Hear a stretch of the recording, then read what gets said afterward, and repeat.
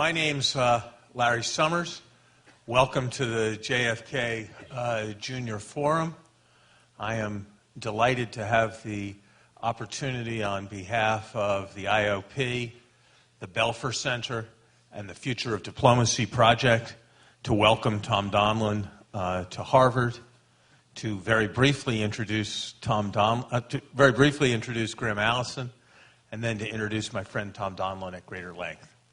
Graham Allison, who will be our questioner tonight, is the founding dean of this institution, is the conceiver of the space in which we sit, and has been a major presence in national security debates now for the better part of 4 decades, dating from his book, Essence of Decision, which is probably the best known national security book of the last 50 years that equips him to ask thoughtful, tough, yet friendly questions of our visitor.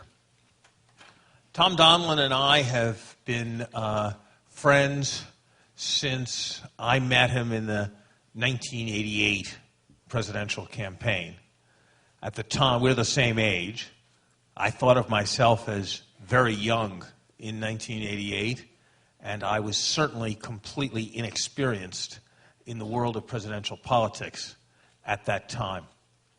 Tom Donilon, on the other hand, in 1988, had worked 11 years before in the White House and had been in charge of the management of delegate selection and delegate counting and the like at 2 Democratic conventions already, not including the 1988 Democratic Convention. Tom, that year, managed the preparation for the presidential debates in which Governor Dukakis participated, and that was the first of half a dozen occasions in which Tom performed that function for Democratic presidential candidates. For most people, being such a leader of the political operation in one of America's 2 major political parties would be enough. That was Tom's first career. He had a second career as a very successful counselor and lawyer at O'Melveny, the law firm, and at Fannie Mae. And the career for which he is best known and will be best known is as an important figure crafting American foreign policy. First, as the Assistant Secretary of State to Secretary Christopher during President Clinton's first term, then as Deputy National Security Advisor for the first half of President Obama's term, and for the last 2.25 years as the National Security Advisor to the President of the United States. His has been a record of remarkable success. I want to just conclude by highlighting one aspect of the way Tom does his job that I think should have particular resonance here at the university and has always struck me as extraordinary. Most people go into government with a certain amount of intellectual capital and then run it down because their jobs are very hard and they spend their day doing their jobs, which is managing a huge range of difficult issues. In many years of knowing Tom, I have not encountered a single occasion on which a question of the form, what did you think of the XX article in the New York Times, Washington Post, Foreign Affairs, Foreign Policy, Journal of Conflict Resolution, or any of another dozen journals was met with the response, "What article?" or "I didn't see that one," rather than a carefully considered opinion. He is constantly and without a break informing himself with respect to everything that is going on. You may recall that a pair of books written about the lessons of the Vietnam War written 3 or 4 years ago came to be frequently referenced in the context of White House decision-making with respect to Afghanistan and Iraq. That was not an accident. That was because Tom had read both of those books and then encouraged everyone else of the importance of reading both of those books and learned their lessons well. So if anyone doubts that knowledge, insight, and an understanding of scholarship is important to American foreign policy and to success in government, they should consider Tom Donilon's career. And if anyone doubts that the production of knowledge and scholarship performs an important function in influencing policy, they should also consider Tom Donilon's career and behavior. He is a remarkable public servant, and we are lucky to have him here tonight. Graham and Tom.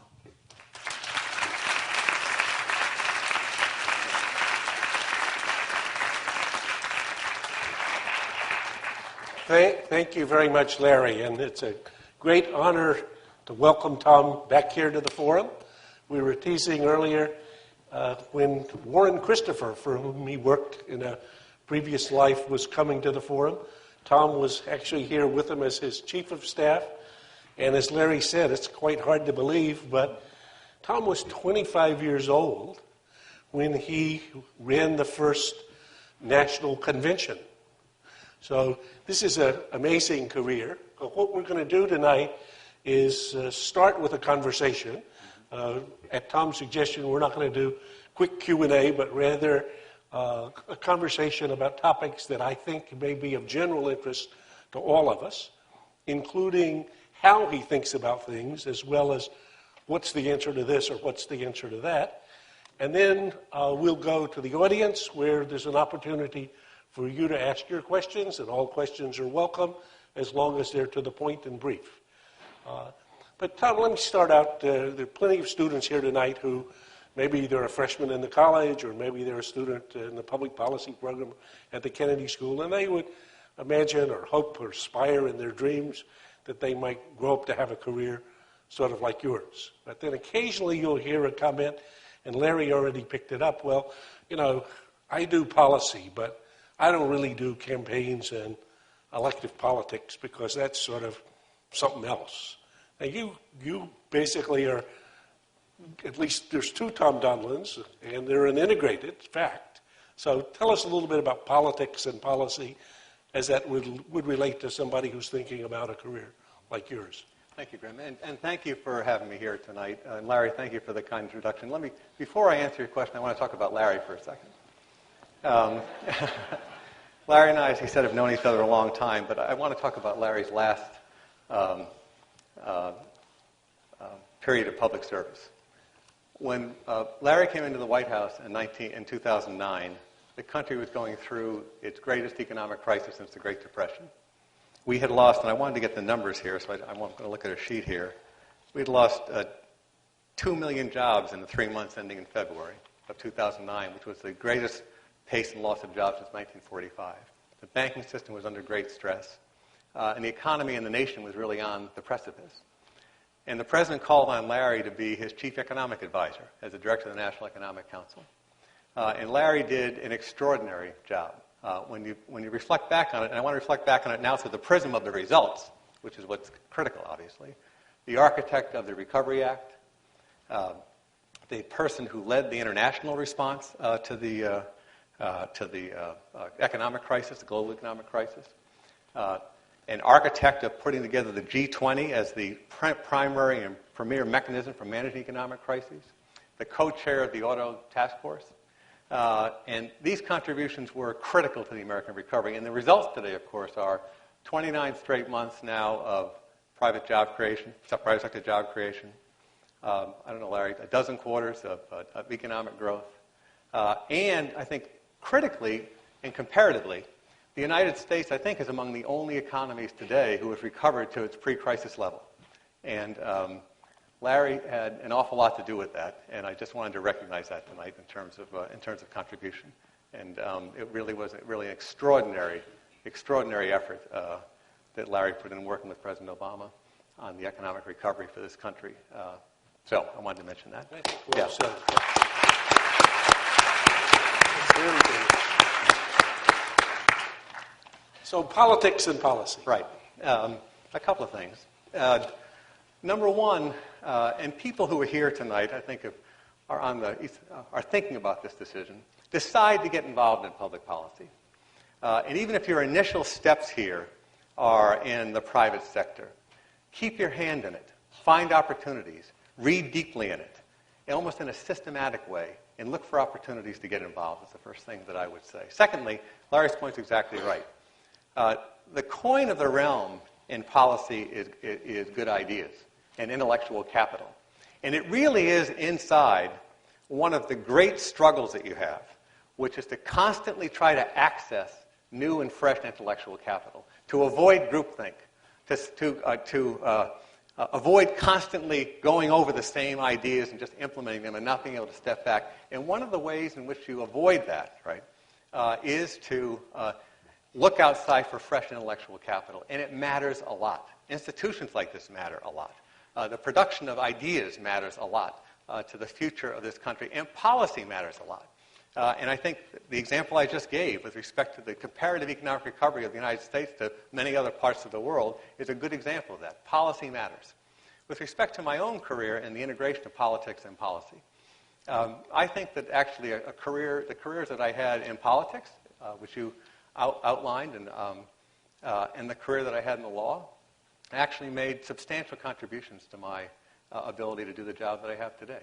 As you move around the world and you engage with other countries and leaders about trying to solve problems, advance American interests, you're dealing with political people. You're dealing with people who are in politics, people who have to be responsive to constituencies, people who have political futures. And having a sense of that, I think, is a benefit, frankly, in a national security job. A person who had obviously an insight into this, and it's embodied in the title of his memoir, Secretary of State, is Jim Baker. And the title of his memoir, I think, is The Politics of Diplomacy. Yep. And that was one of the themes, I think, that runs through Secretary Baker's book. So the last thing I'd say on this is that history and reading history really matters, I think. Getting a sense of having been there, how others thought about the challenges that you might face as a policymaker, and critically understanding the perspective of other players and countries. What is the policy context? What's the historical context? History is very much alive in a lot of these places, right? Very much front of mind. And a keen understanding of that really gives you an advantage, I think, in public policy and in diplomacy. Someone, by the way, who practiced this, and I've watched him now for 20 years, is Nick Burns, who's here tonight as well, who brought, for example, in the projects that he worked on, for example, in the U.S.-India relationship, a deep understanding of the history of that relationship, but the history in India, and what perspectives his interlocutors were bringing to the problem. So those are some initial thoughts. Okay. So you would say to a young policy wonk, get involved in politics I would. as well. I would quote, my, as you mentioned, one of my great mentors and friends was Warren Christopher, who was my law partner, who was Secretary of State in the first Clinton term, and I was his chief of staff. And he was my friend. He was the law clerk to William O. Douglas. Secretary Christopher was the first editor of the Stanford Law Review, and went to work, came out east from North Dakota originally, right, and ended up at Stanford. Came out east and went to work for William O. Douglas, And he repeated it to me many times. The advice that Justice Douglas gave him was this: get out in the stream of history and swim as fast as you can. And that would be my advice as well. I'd say that's very good advice. Yeah. When one of your illustrious predecessors as National Security Advisor... They're all illustrious. All of them. Some more illustrious than others. And the one who might regard himself as the most illustrious of your predecessors, Henry Kissinger, my old professor, was here last spring. Mm-hmm. And a student got up and asked him, what did you do in college or in graduate school? What did you study? What course? What did you read that you thought best prepared you for statecraft? Mm-hmm. Let's see what he said. Okay. If the forum... I believe, as a general proposition, that the best preparation for government is to study philosophy or political theory and history, because it trains your thinking and forces you to examine your assumptions. Okay. What about that? I agree with that, as I just said. I think that a deep reading of history is absolutely essential. As Larry said, you've got to continue it. And as you run into new problems, take the time to read into them. May I make a remark about Secretary Kissinger just for a second? And I see a lot of people here tonight who I assume are not principally here to see me, but are here for the campaign managers conference, which is also taking place in the next couple of days, if I understand it. On the national security side of our politics, you really do have a cross-pollination between parties. I rely on and talk to my predecessors of both parties often. I probably speak to Secretary Kissinger once a month, maybe more than that. And he's always incredibly generous with his time and insight. I speak to my immediate predecessor, the Bush 43 Second National Security Advisor, Steve Hadley, on a regular basis. There really is a tradition which is not as established on the domestic side as it should be, frankly, of having conversations about and talking deeply about national security challenges on a bipartisan and nonpartisan basis. There's lots of different reasons for that, including, by the way, institutions like this and the kinds of fora that the national security people find themselves engaged in. But it's something that is very much present on the national security side, and it's not present on the domestic side as much as it should be. That's a very interesting observation. Yeah. One of the things that students can take advantage of, the forum has now taken all the previous forums and put them up on their website. Mm-hmm. And the national security advisors who've been here, we've been honored to host, started with Mac Bundy. So you could, and Steve Hadley was here not that long ago. Let me go to a tougher question for a second, Tom. So when people do the raps about the Obama administration, one of the common ones is, well, absence of strategy. I mean, Spig Brzezinski, another one of your predecessors, likes to try to make this argument. So to the proposition that the Obama administration is great at improvisation, but not so much at strategy, what would you say? Well, I'd respond this way. When we came into office, we came in after an exhausting time in American foreign policy. Now, I don't think that's a partisan comment. It was a time of great exertion. And I see a number of folks here from the prior administration. I don't think they disagree with that. Tremendous exertion and some exhaustion and a huge expenditure of capital on the part of the United States, and the need for restoration of United States prestige, power, and authority in the world as kind of a first-order problem that needed to be addressed. And we went about doing that, I think, as a matter of strategy. And went about the project of, in the first instance, again, providing that platform from which the United States could pursue its long-term interest towards reestablishing that prestige, power, and authority in the world. By the way, there were lots of reasons for this. You know, the war in Iraq was a tremendously exerting effort. The financial crisis had I think, went to American prestige, power, and authority as well. There was also the general dynamics of the leading power and others organizing against it. There are lots of reasons for it, but nonetheless, that was the circumstance. And we went about it, Graham, I think, in a quite conscious and strategic way, really through 5 or 6 lines of work. First and foremost was the restoration of the economy, which we were talking about earlier in the conversation. Absolutely essential. President Obama, in a speech at West Point, and I don't have this exactly right, but I'll be close, said that basically articulated an iron law of history. There aren't a lot of iron laws of history, but this is one. That no nation has ever been able to maintain its political and military primacy without maintaining its economic vitality. And I think that's absolutely true. And we went about, as a first-order priority, restoring the American economy. Second, alliances. Again, through a period of tremendous exertion, a lot of major projects during the period before we came into office, alliances had been frayed, and there had been a lot of work that really needed to be done. And we went about consciously restoring American alliances, both, by the way, in Europe and in Asia. That, by the way, I think is important from a number of perspectives. Alliances are a unique American asset. If you look at the competitor nations around the world of the United States, no other nation in the world has the system of global alliances that the United States does. And this, of course, has been a global alliance system that's been put together through half a century of bipartisan effort. And again, a unique American asset. And indeed, I think if you were putting together a chart, if you will, you mentioned Dr. Brzezinski, in his latest book, Strategic Vision, he has a chart where he lists the liabilities and assets of the United States, where he's discussing the issue of American decline. And he has a list of things, and we can talk about them if you want. But one that I would add to Dr. Brzezinski's list would be the American Global Alliance System. And so we set about, and I think our alliances are in very good shape in Europe and in Asia right now. The third aspect of the strategy was to work on great power relationships. We had worked basically through a policy of continuity but intensification with respect to China.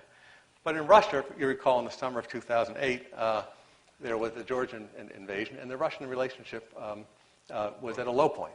And we went about working the great power relationships, again, from a strategic insight, right, which was this, that if great power relationships between the United States, great power relationships are in a productive and constructive place, the United States can achieve a lot with respect to its global priorities. And if they're not, it's going to be a lot more difficult. The fourth area where we put a conscious effort strategic was on emerging powers. And what we tried to do is to step back and ask ourselves the following question. What are the alliances, what are the groupings that we would need to solve problems 10 and 20 years from now? And identifying those emerging countries, the Brazil, South Africa, Turkey, India, I think was a critical piece of this. And we went about consciously working those relationships. There have been pluses and minuses, frankly, to our record with respect to enhancing those relationships. But I think on the whole, we have. The fifth thing that we did was to look at the American footprint and face to the world. And this is really critical. And it comes under the general rubric of rebalancing. And that's typically discussed in the media as only having to do with Asia. That is, rebalancing out of the war zones in the Middle East and in South Asia to a lot more emphasis in Asia. And that was part of it, but it was a more general rebalancing.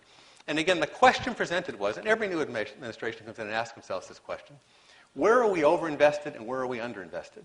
And we took a very strategic look at this and concluded geographically that we were overinvested in the war zones in Iraq and in the Middle East, and that we were underinvested geographically in Asia. We came to the conclusion that we needed a more targeted counterterrorism effort. A number of other things there. And the last thing we did was to look strategically at one of the last things we did was to look strategically at the global architecture.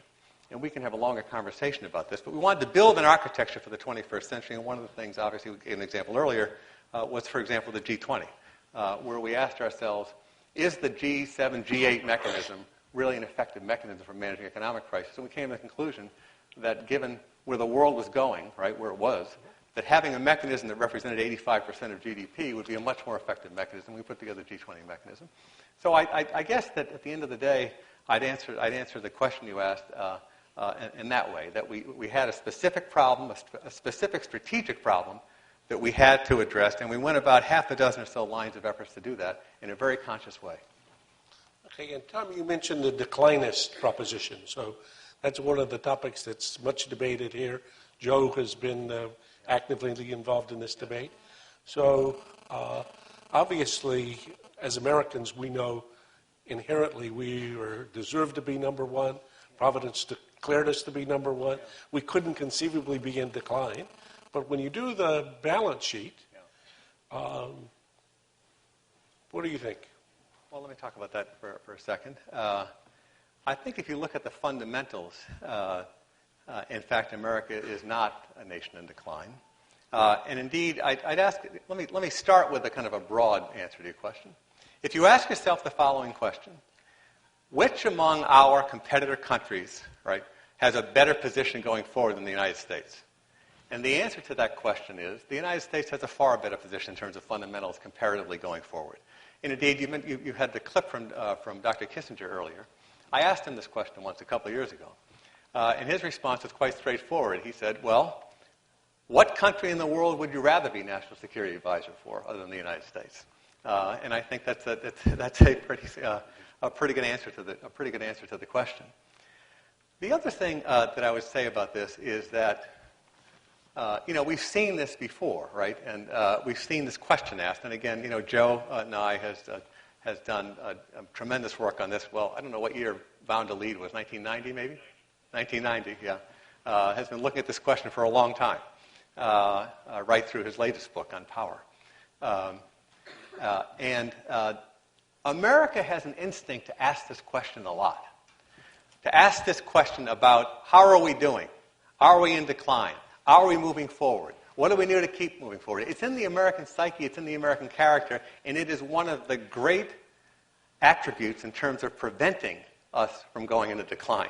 Asking that question constantly, testing ourselves against that proposition constantly, I think is really an attribute of the American psyche and the American mind that there's actually a preventive mechanism, it's a great strength, and it counteracts that. Now, if you look at the facts, right?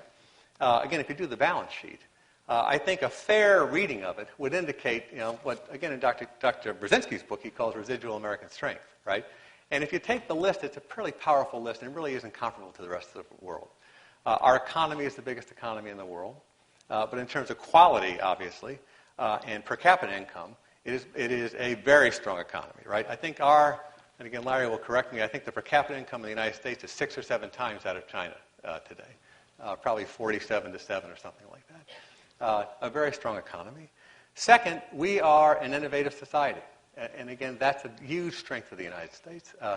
I think if you reflect back on the biggest innovations that you've seen in your lifetime, you would probably end up tracing most of them to the United States and some entrepreneur in the United States. Related to that, the United States has the best university and colleges in the world. I saw a Singapore study which indicated that 17 out of the 20 best universities in the world are in the United States. We have 5% of the world's population. We're blessed by our geography. A large fertile landmass, 2 oceans, and friendly neighbors on either side. When you think about the sweep of history, right, you shouldn't underestimate that going forward with respect to kind of a coherent, solid, safe country. The U.S. military balance, right? The United States military is by far, and for any horizon that you can think of, Graham, is going to be the best and strongest military in the world. I think we probably spend as much as the next 10 or 11 nations. We're the only country in the world with really that has kind of a global force projection capability. I think that's a fair statement. U.S. values, admired in the world. Our value system is incredibly attractive. The alliance system I mentioned.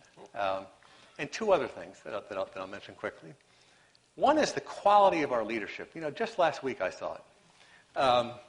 We were in Asia. The president visited Thailand, Burma, and Cambodia last week. The United States is at the center of these discussions. There's an incredible demand signal in Asia, for example, for United States leadership. The United States is the nation of which people take their leads in Asia. And at the same time we were on that trip, we were also managing, working with the Israeli government and the Egyptian government to try to bring a conclusion to the Gaza crisis that had developed. Again, at the center of things, there's a tradition and a quality of U.S. leadership which is unmatched. The last thing I'll mention is this, and again, if I were going to take Dr. Brzezinski's chart, I would add this: energy. We are, and I see Megan O'Sullivan here, right, who's done a lot of work on this. We're just at the beginning, I think, of understanding the geostrategic impacts of the American energy future. And I read the study that you and Amy Jaffrey at Rice had done on this, and it's absolutely correct. We're just at the front end, Graham. 5 years ago, the assumptions that we had with respect to America's energy future, right? Those assumptions of 5 years ago have been turned on their head. The United States, 2 Mondays ago, the International Energy Agency in Paris published a report indicating the United States will be the largest producer of oil in the world by 2020. The United States today is the largest gas producer, I think, in the world. And 5 years ago, I think, and Megan will correct me, I think the predictions were that we would have to import twice as much as we were importing then. Completely turned on its head. This is an important and huge asset for the United States when you think about it. The impact of that, right? And Dan Yergin's group has done a lot of work on what the economic contributions of this would be over time. It's a big contribution to GDP. It's a contribution to state and federal revenues. It's a big contribution to our balance of payments. It's a contribution to employment.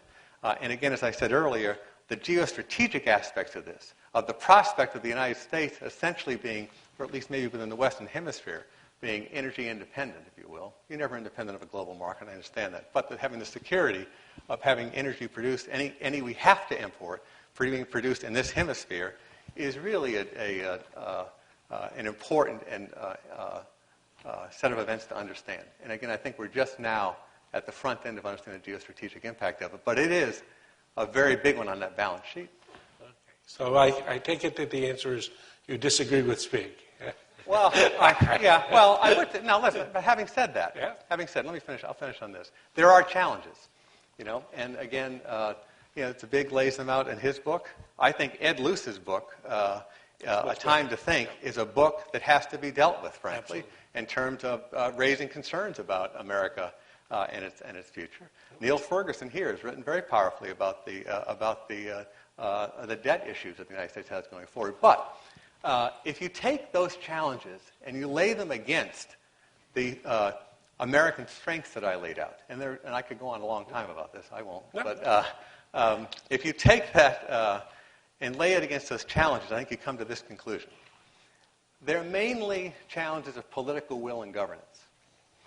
They're not inherent limitations that the United States has, right? And that, I think, gives the United States, obviously, the possibility here of maintaining the preeminent position that it has. And I would argue the likelihood, because the last thing I'll say is the United States has shown a propensity over time to be a flexible system responding to challenges. That's our history. It's a remarkable story of recovery when it seems that there's absolutely no alternative.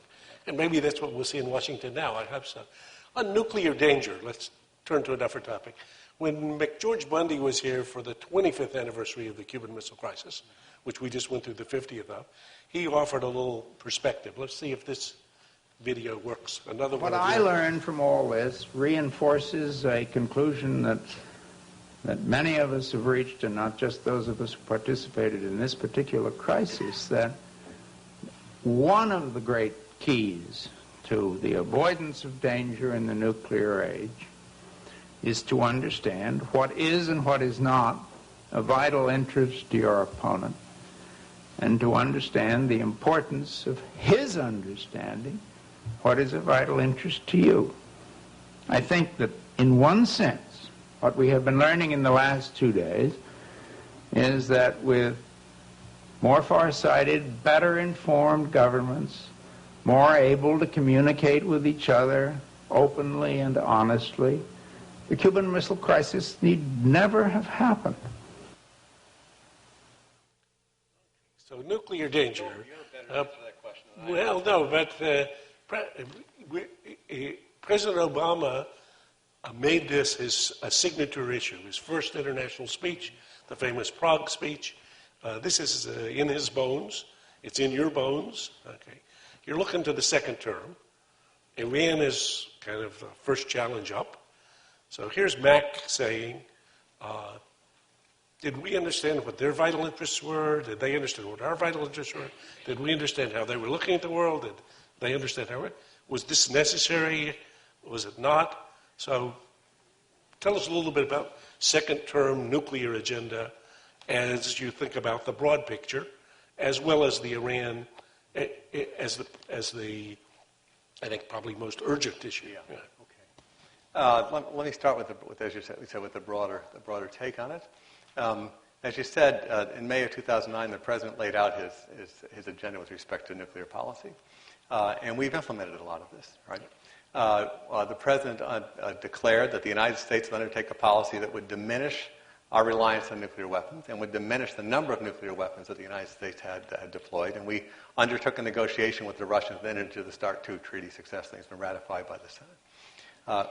Number one. Number two, we also undertook, and again, in large part inspired by your book, Nuclear Terrorism, undertook a global effort through a series of nuclear security summits, which we will follow on, by the way, in 2014, to identify and lock down, come up with best practices for locking it down, and undertake efforts where we get pledges and commitments from countries all over the world to lock down weapons-grade fissile material.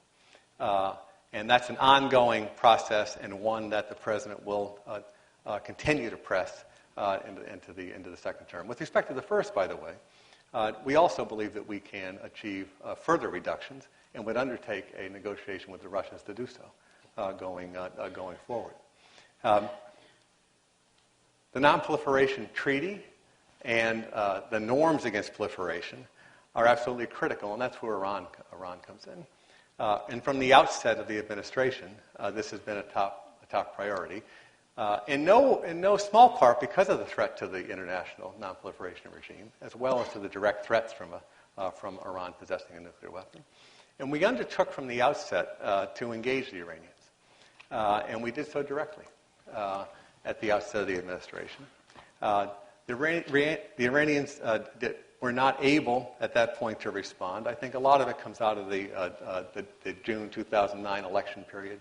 And this is a real challenge here, which is to find a way to communicate and negotiate with a country with whom we've not had relations in 30 years, a country that has deep suspicion of the West, and a country that's pursued a set of policies which have been highly destabilizing and contrary to the interests of the world and the United States.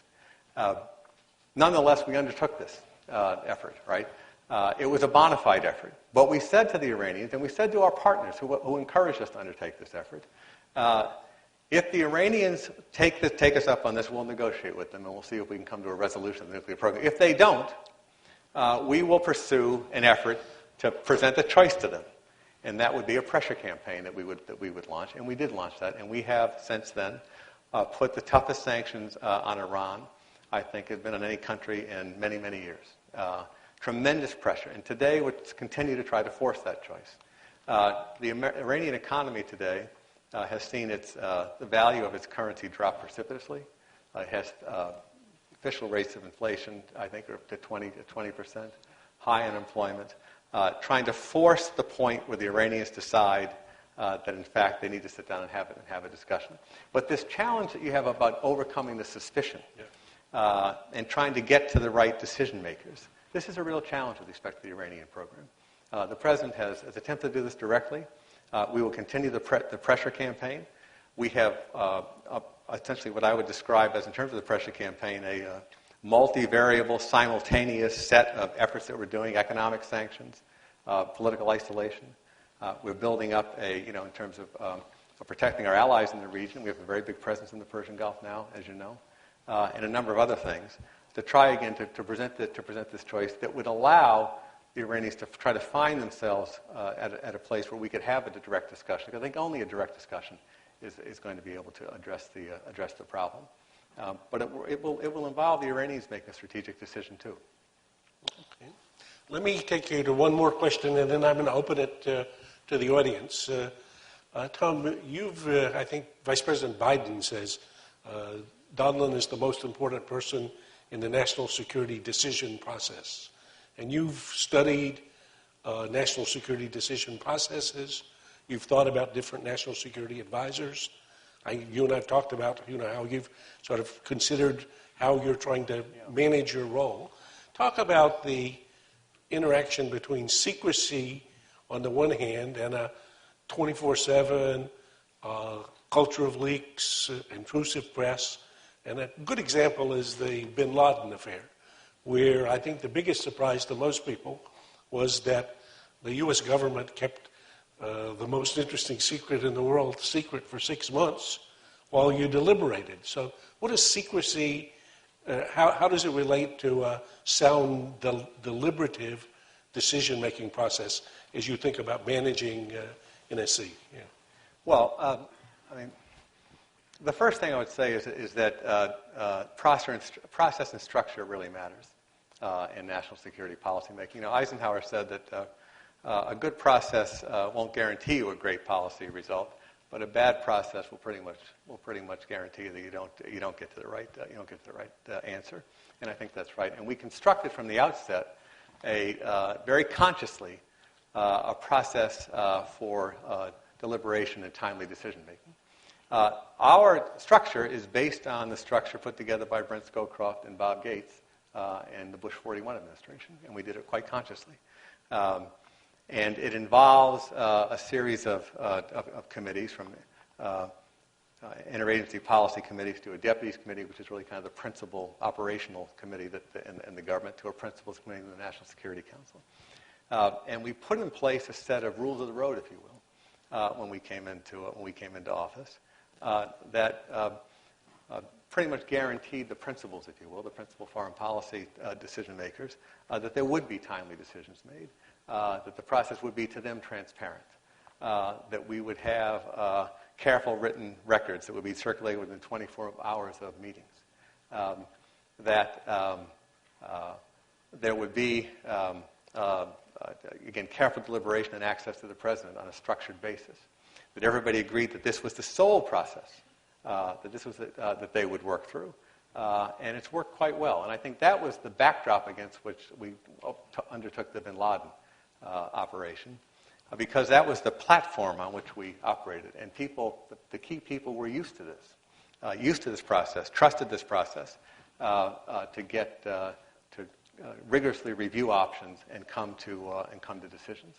I think that trust is absolutely critical in terms of the process, because people, again, believe that they can talk openly, that they will be heard, that their ideas will be processed, that the president will consider them.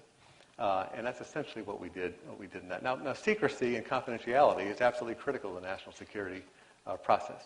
And it provides, if you will, the space to deliberate carefully.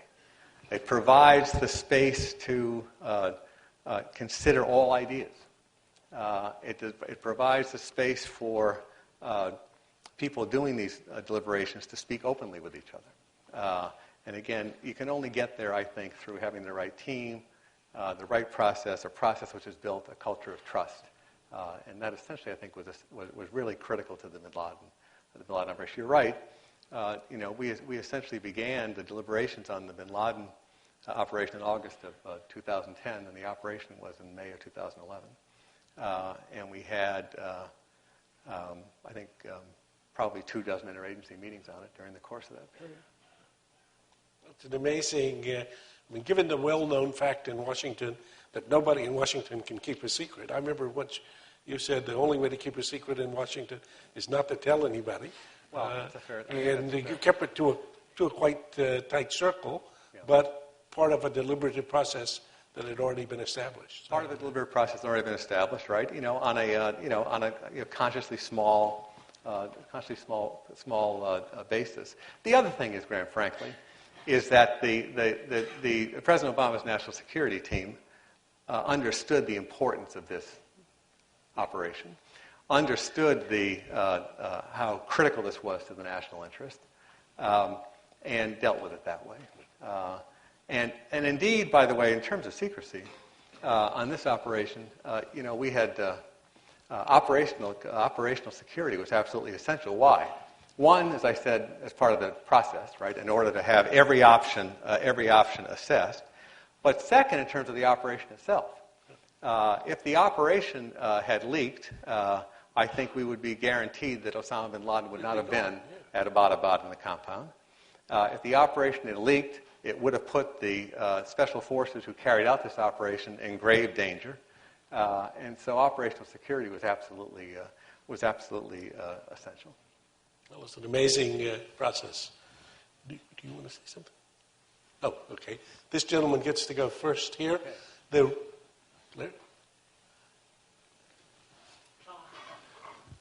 you hear me? Yeah. Tom, you've worked closely with three presidents, President Carter, President Clinton, and President Obama. They each have their own styles and strengths. I think it would be interesting for this audience here to hear you reflect on the distinctive strengths and aspects of the personalities of the presidents that were particularly striking to you. I framed the question the way I did because while they probably each have weaknesses as well, I assumed you wouldn't share those. Yeah. And so I thought it best to ask you to highlight their respective strengths. Yeah, I think that one of the keys to having the opportunity to work for three presidents closely is not answering questions like that. I think that's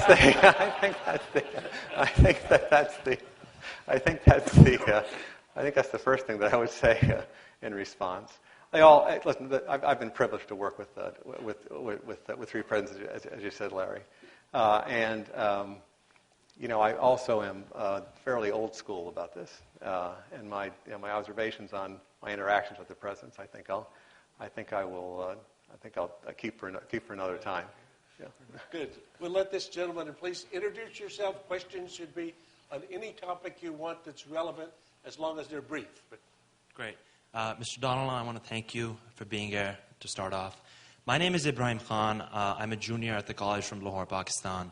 And my question is about the United States' relationship with Pakistan and how you see that relationship evolving across the next 4 years. President Obama's in his second term. What changes do you foresee? And in particular, I would appreciate it if you could say a few words about the use of drones, maybe. Okay. With respect to the relationship with Pakistan,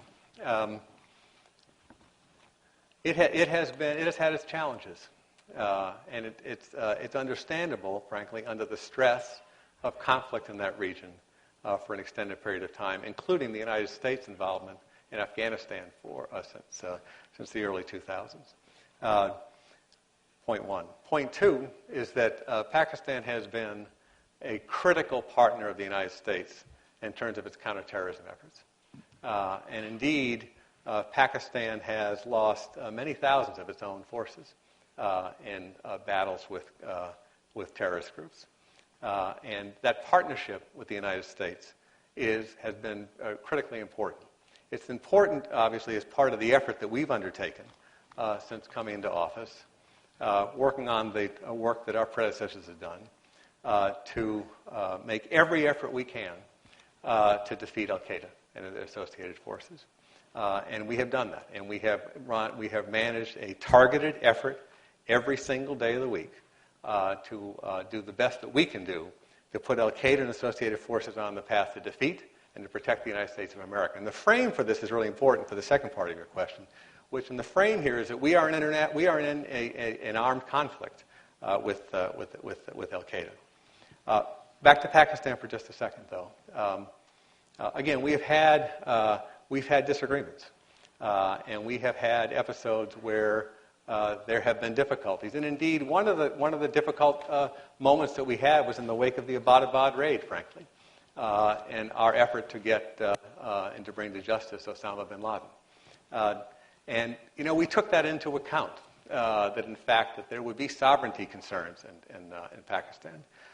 I had a conversation with the head of the armed forces in Pakistan after the raid. And we knew there would be sovereignty concerns, but we had to make that kind of judgment, right? We made the judgment that, in fact, that this was so critical to the United States' interest that we were going to go ahead. That President Obama had said since his campaign that if we had an opportunity unilaterally to take action against Osama bin Laden, we would do so.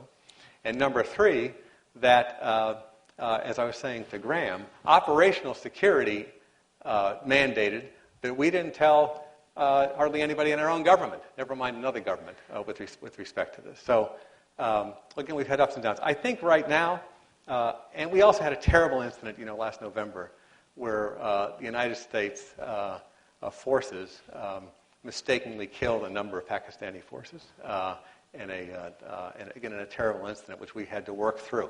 And we work through these things, right? Because I do think that we have a strategic interest in defeating terrorism and in having a stable South Asia ultimately. I think right now, frankly, we're in a period where we are having a much kind of a steadier pace of engagements and discussions about the basics of our relationship because we don't have a crisis right now that we're trying to get past. And I think it's an important period right now for us to continue to work with the Pakistanis. On the issue of UAVs, unmanned aerial vehicles, our effort there, again, is in the framework of our counterterrorism efforts, which is in a conflict against Al-Qaeda and associated forces.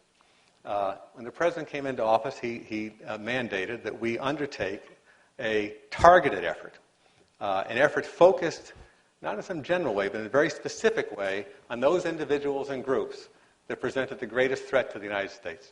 And that's what we've undertaken. We're using all the tools that we have, by the way. And the unmanned vehicles are just one of the tools. We also use capabilities building with our partners, and Yemen's a good example of that. For example, we use assistance. We do a lot of partnering efforts, as I said, and a number of tools that we have. This is just one of the tools that we use. The next point I think that's critically important is that our efforts are done in full compliance with domestic and international law. Again, in the framework of an international armed conflict against groups that present a threat to the United States. When I say domestic law, we do this pursuant to the authorization for military force. Again, targeted on not some random effort, not some unnecessarily broad effort, but a very targeted effort against those groups that present the greatest threat to the United States. And as a matter of international law, again, those groups that present a direct threat to the United States, a significant direct threat to the United States, we have the right to take action against.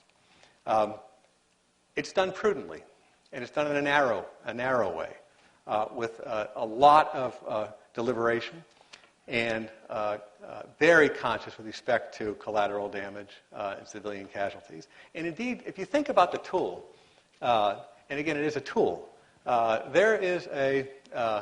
it's as opposed to other tools, right? And if you compare the use of a targeted effort here, again, against those individuals and groups who present the greatest threat to the United States, as opposed to a broader military action, in terms of the international law concepts of limiting collateral damage, of necessity, of distinction, of humanity, that is I think, a wise tool, frankly. Now, there's been a lot of discussion about transparency with respect to these efforts.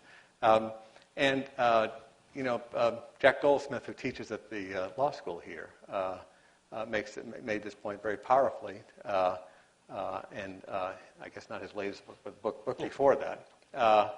And we have made an effort here to lay out the principles that undergird our counterterrorism efforts. Our counterterrorism advisor, John Brennan, has given two very important speeches, one actually at the law school here, and then another at the Wilson Center.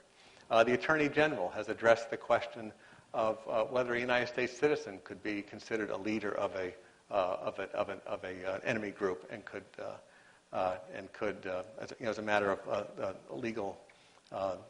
law, be targeted. The general counsels of the Defense Department and the CIA have laid out other aspects of this. So again, at the President's direction, we have tried to be as transparent as we can with respect to principles. We obviously cannot talk about specific military actions, but you wouldn't talk about specific military operations in any context, not just with respect to this tool. So those are some of the thoughts that I have in response to your question. Thank you. Gentleman in the loge. Mr. Donilon, thank you very much again for sharing your thoughts with us here tonight. I'm Josh Barthel. I'm a student here at the college, and I'm asking this question on behalf of the JFK Junior Forum Committee. Okay. And the question is, do you interpret the results of the recent election as a more permanent shift to the left in U.S. politics? And if so, or if not, what would you anticipate to be the upcoming response on the Republican side in terms of policy making? Yeah. Thank you. Unfortunately, Josh, my position really doesn't allow me to comment on politics. We make every effort at the National Security Council to run a nonpartisan effort here, and I just really can't comment on politics. That's something I would have commented on in another life, but not this one. Okay. I think in another life it would be an interesting answer too, but save it for now. This gentleman in the next loge. Yeah. Hi, my name is Alex Jurgen. I'm a joint student between the Business School and the Kennedy School. My question is on Burma. What do you view as the results of the recent trip, and what do you see as both the role of the Burma-U.S. relationship and Burma's sort of role in the broader Asian security context? Yeah, thanks, Alex. That's a good question. As you know, President Obama was the first president to visit Burma last week, and it was really a historic visit. It's the result of a lot of work, and it's basically been an engagement with the Burmese, right, and an action-for-action system, right. So they take, and it's been kind of a remarkable journey that they've had underway really since the summer of 2011. Actions taken by the Burmese would be met by actions by the United States in terms of loosening up engagement, sending an ambassador, loosening up the sanctions, and I think that engagement has worked well. You know, I think that the Burmese were looking for a way out of isolation, a way forward with respect to particularly economic development, and we're willing to take that journey with them as long as they're willing to keep moving along on the road towards democracy and openness. They have a ways to go, obviously, going forward. We've worked very closely with Aung San Suu Kyi on this project. The president met with her during his recent visit. She's been a very important voice in terms of informing our deliberations on Burma. But it's been, again, I have to say, it's been a remarkable set of steps going forward here. But again, they have challenges going forward. They have to continue to, I think, open up the political system, move on the path towards democracy.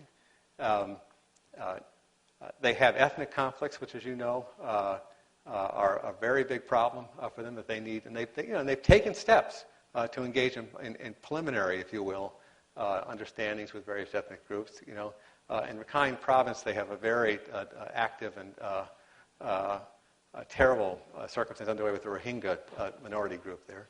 But I think the president comes away again with this conclusion: that our engagement has been productive at this point, that Burma is on the path towards a better place in terms of integration into the world, that if they continue to move forward, we can continue to aid that. We agreed, by the way, to reopen our AID effort in Rangoon, and we'll continue to take this journey with them as long as they're willing to continue to move ahead. There was tremendous excitement in Rangoon when we were there. You know, the road was lined 3 and 4 deep. As you can imagine, an American president coming to Rangoon, Burma, was quite an event.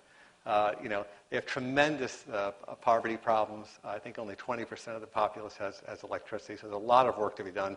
But they're opening up, and they have an opportunity now. Last thing I'll say about this, because you asked a regional question, is that I'd underscore this point. This is a good example for the North Koreans to take a look at in terms of their steps going forward here. You know, a new leader who at least has proclaimed publicly that his priority is the economic well-being of his people, terribly isolated, And it would be an important example, I think, for the North Koreans to take a look at in terms of the path that they might travel down. The president has offered them that path. To date, they haven't taken that. They've taken an entirely different path here. But it's an important example, I think, for the region, and it's been a success in terms of engagement. Thank you. Good. This gentleman, please. Hi. Thank you, Mr. Donilon, for visiting us here. My name is John Soylu. I am a sophomore from Turkey at the college, and I have a question about the Patriot missiles that are currently being in the process of installed in Turkey. Right.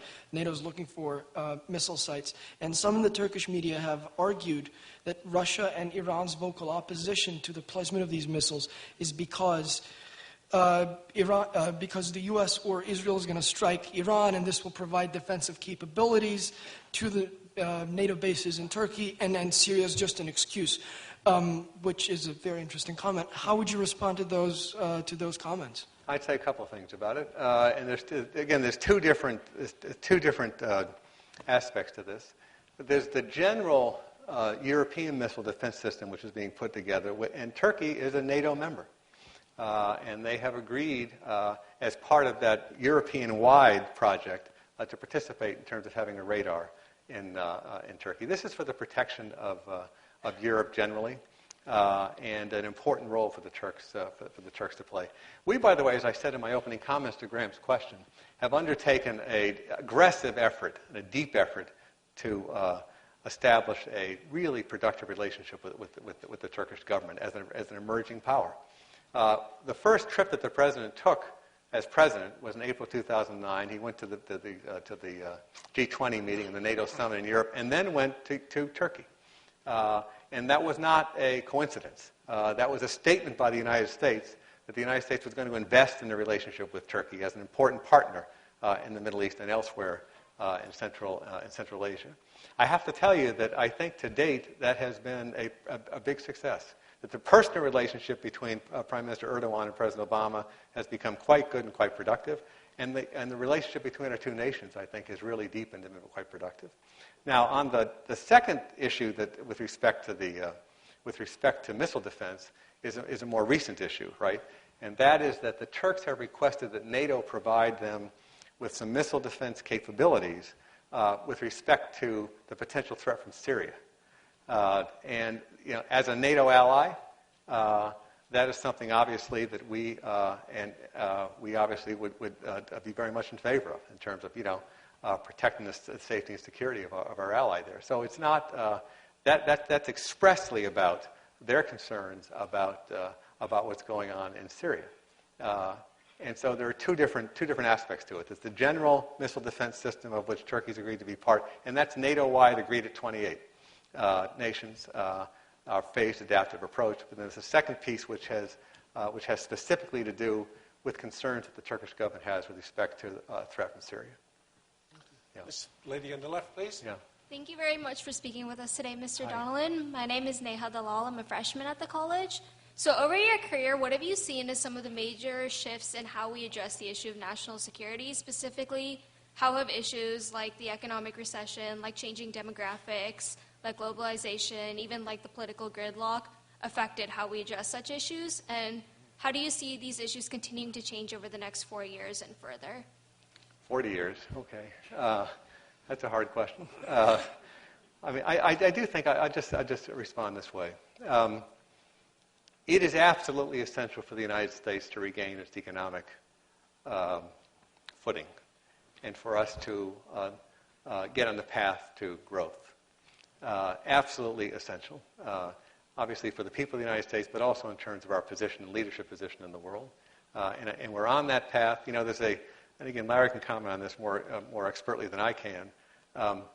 We need to obviously strengthen our financial system and look for those places where the growth is going to come from, right? And one of those, I think, is the energy sector moving forward here, but there are others. So economic recovery is absolutely at the core of our national security. It's also important, though, in terms of global growth. It is a growing world, right? Will be a more peaceful world. I think is a pretty safe proposition going forward here. So we've been working obviously with nations around the world on growth strategies. And it's essential that there be contributions from each of the major growth centers in the world, China and Europe in particular. Now, Europe has been a particular focus. They've had a deep challenge with respect to the debt crisis they've had. The United States is encouraging the resolution of that crisis. They've made progress, I think, in the last several months. But that's absolutely critical. The economies of the world are interlinked. And each major growth center has to follow responsible policies and make its appropriate contribution to international growth. There are real challenges, though, in terms of policy making, and arising from the question that you ask. When I first started at the White House in 1977, there were 3 television networks, no CNN, no C-SPAN, no cell phones, no computers. IBM Selectric typewriters and telephones, 3 broadcasts a night, where when they would come do this, and some of the media folks are here, they would come and film the event of the day, put it in a bag, and run it over to the bureau, right, in order to get it on the air that night. And tremendous change in terms of acceleration of information globally. And that puts tremendous pressure on policymakers, I think. There's an immediacy to challenges now that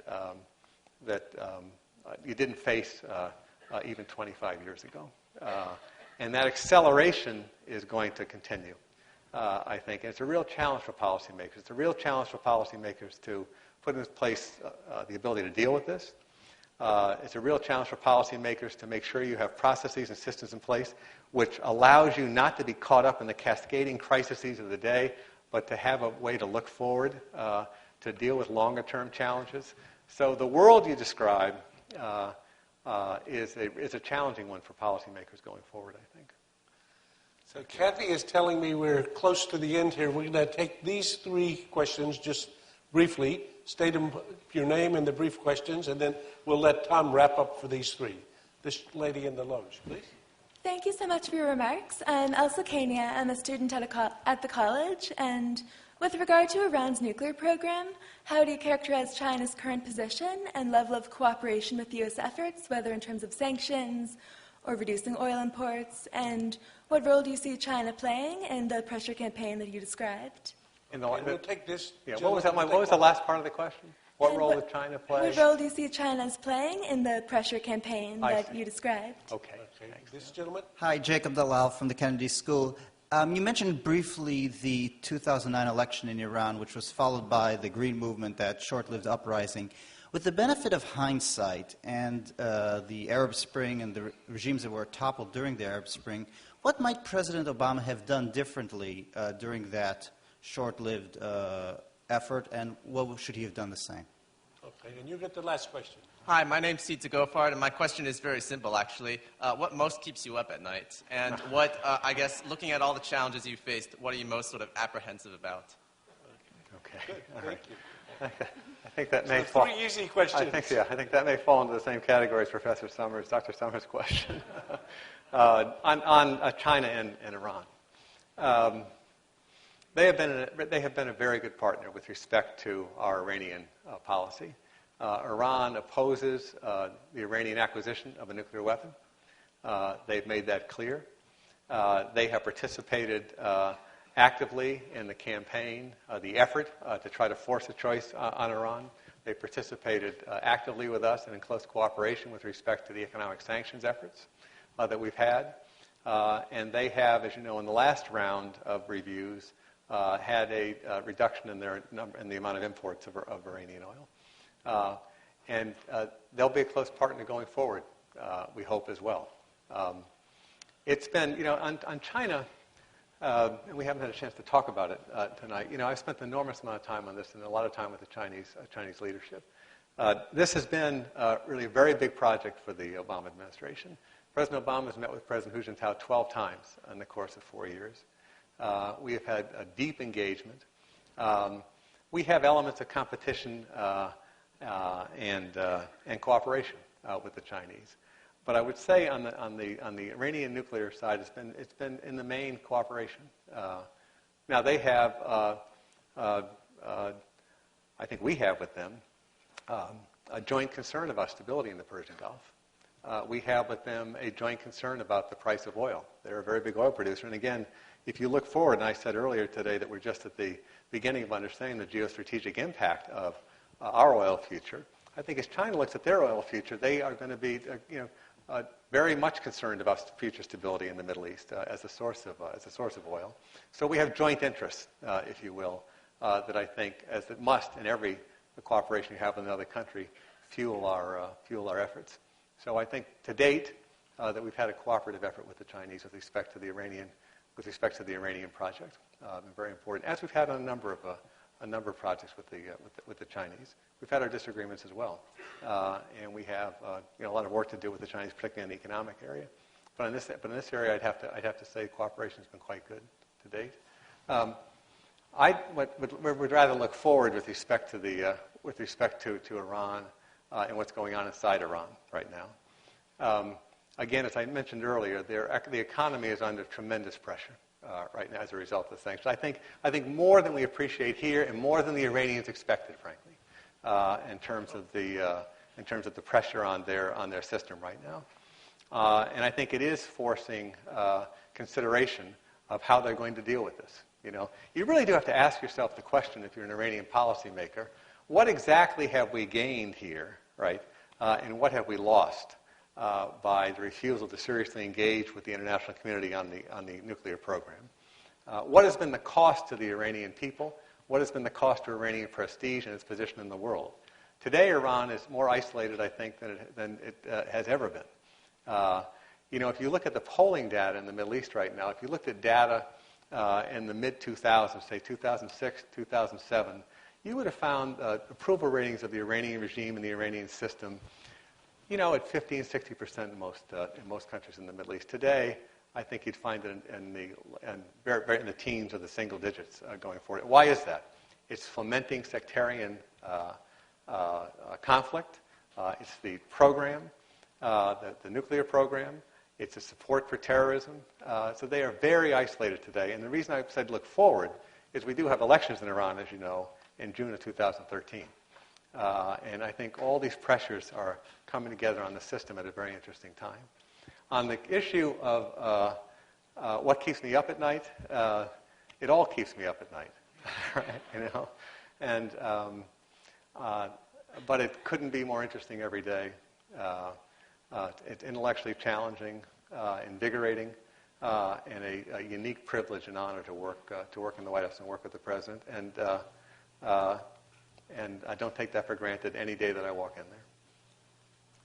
Well, on that note, it's my sad duty to say that we've come to the end of this session.